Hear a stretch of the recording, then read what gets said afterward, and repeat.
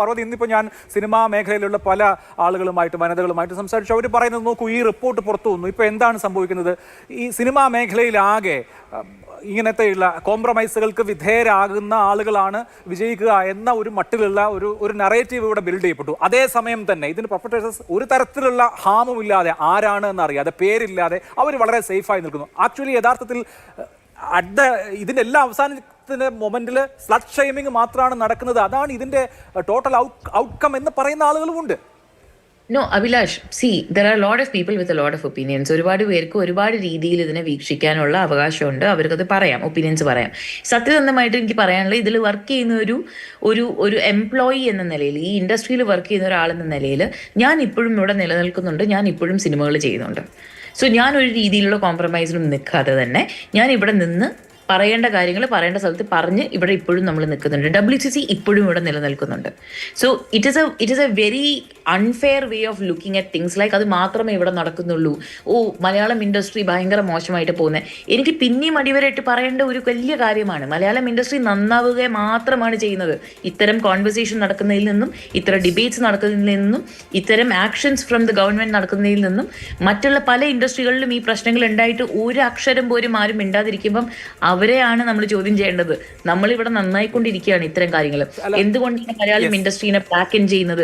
എന്തിനാണ് നമ്മുടെ പേര് കളയുന്നതെന്നാണ് എല്ലാവരും ചോദിക്കുന്നത്. പേര് നന്നാക്കി എടുക്കല്ലേ ചെയ്യുന്നത്. ഒരു കാര്യം, ഒരു നാട് നന്നാവുന്നതിന്റെ ഒപ്പം തന്നെ സാമൂഹികമായിട്ടുള്ള കാര്യത്തിൽ നിന്ന് art and culture should also benefit from that growth. നമ്മൾ നേരത്തെ പറഞ്ഞ അതേ കാര്യം തന്നെ, സിനിമയിലുള്ള സ്റ്റോറീസ് പറയുമ്പോൾ നമ്മൾ കാണിക്കുന്ന മഹിമ തന്നെ നമ്മുടെ വർക്ക് പ്ലേസിലും കാണണം. അത് ഉണ്ടാവണം. അപ്പോഴും പാർവതി, ഇപ്പോൾ നെയിമിംഗ് ആൻഡ് ഷെയ്മിംഗ് ഗ്ലോബലി തന്നെ നടക്കുന്ന ഒരു കാര്യമാണ്. പക്ഷേ നിങ്ങൾ അത് ചെയ്യുന്നില്ല. Why don't you name? അങ്ങനെയാണെങ്കിൽ കുറച്ചുകൂടി ഇന്ന ആളുകളാണ് കുറ്റവാളികൾ നമുക്കും ചൂണ്ടിക്കാണിച്ചു കൊടുക്കാം. That is not the point of this Hema Commission report. അത് വേറെ റൂട്ടാണ്. That is A completely different fight. Hema commission റിപ്പോർട്ടിന്റെ ഒരേ ഒരു ആവശ്യം ഈ മാൽ പ്രാക്ടീസസ് ആക്ച്വലി ഉണ്ടോ ഇല്ലേ എന്നുള്ള എവിഡൻസ് കിട്ടിക്കഴിഞ്ഞാൽ അതിനെ എങ്ങനെ തരണം ചെയ്യണം എന്നുള്ളത് നോക്കാൻ മാത്രമാണ്. This is not a naming and shaming. This is a government initiative study report that has come out. ഇതിന്റെ മേത്ത് കൂടെ നമ്മൾ മറ്റേ വേറൊരു അജണ്ട വെച്ചിട്ടില്ല. ആദ്യം നമ്മൾ ചെയ്യേണ്ടത് ഇതിന്റെ പഠനം എന്താണെന്ന് കണ്ടുപിടിച്ച് systematic practices put in place ചെയ്യുക എന്നുള്ളത് മാത്രമാണ്. അത് കഴിഞ്ഞിട്ട് ബാക്കിയുള്ളത് നോക്കാം.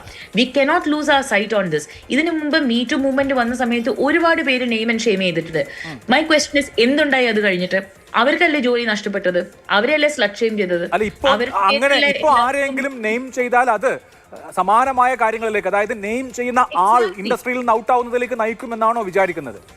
No, it's this absolutely not. I'm not saying that perpetrator out ആവുമോ സർവൈവർ ഔട്ട് ആവുമോ എന്നുള്ളതല്ല. നമ്മൾ ഇതുവരെ കണ്ടുവന്നിട്ടുള്ളത് നെയിമിംഗ് ആൻഡ് ഷെയ്മിംഗ് ഗെയിമിൽ നെയിമിംഗ് ആൻഡ് ഷെയ്മിംഗ് എന്ന് പറഞ്ഞുള്ള പ്രവണതയിലേക്ക് പോവുകയാണെങ്കിൽ എപ്പോഴും നമ്മൾ കണ്ടുവന്നിട്ടുള്ള പ്രവണത സർവൈവറിനെ വലിച്ചിഴച്ച് അവരെ ഡിബേറ്റുകളിൽ സ്ലക്ഷീൻ ചെയ്ത് അവരുടെ പേരിൽ TRPസും യൂട്യൂബ് ചാനൽസ് ഡിബേറ്റ്സും കാര്യങ്ങളും ചെയ്ത് അത് കഴിഞ്ഞ് അവർക്ക് എവിടെ ജോലി കിട്ടുന്നുണ്ടോ, അവരുടെ ലോയർ ഫീ ആരാ കൊടുക്കുന്നത്, അവരുടെ മാനസികമായിട്ടുള്ള സന്തുലനം എവിടെയാണ് നിൽക്കുന്നത്, ഇതൊന്നും ചോദിക്കാൻ ആരുമില്ല. സോ അതിനായിട്ട് നിങ്ങൾ എല്ലാവരും ഒരു സ്ട്രക്ചർ പുട്ട് ഇൻ പ്ലേസ് ചെയ്യാതെ നെയിമിംഗ് ആൻഡ് ഷെയ്മിംഗ് ആവശ്യമുണ്ടെന്ന് പറയുന്നതിൽ എനിക്ക് വളരെയധികം ഡിസഗ്രിമെന്റ് ഉണ്ട്.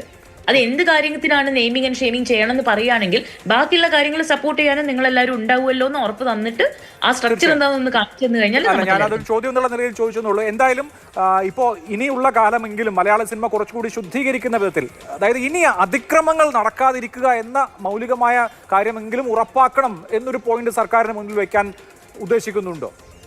അതായത് നമ്മൾ ഓൾറെഡി അത് വെച്ച് കഴിഞ്ഞ കാര്യമാണ്. Collective and personally all of us have just said one thing. എല്ലാ തവണയും നമ്മൾ മുമ്പോട്ടേക്ക് ഒരു ചുവട് വെക്കുമ്പം ഏത് സർക്കാരാണെങ്കിലും സർക്കാരിന്റെ കൂടെ നിന്ന് ഇതിനൊരു സൊല്യൂഷൻ കണ്ടെത്താൻ നമ്മൾ എപ്പോഴും കൂടെ ഉണ്ടാവും. ആ സൊല്യൂഷൻ കണ്ടെത്തിയില്ലെങ്കിൽ അതൊരു അഡ്വക്കസി ഗ്രൂപ്പായിട്ട് അവർ ചോദ്യം ചെയ്യാൻ നമ്മൾ എപ്പോഴും ഉണ്ടാവും. ഇത് രണ്ട് കാര്യത്തിൽ നമ്മൾ എപ്പോഴും കൂടെ ഉണ്ടായിട്ടുണ്ട്. അത് തന്നെയാണ് നമ്മുടെ this always been our values. തീർച്ചയായും. Thank you Parvathy, thank you very much.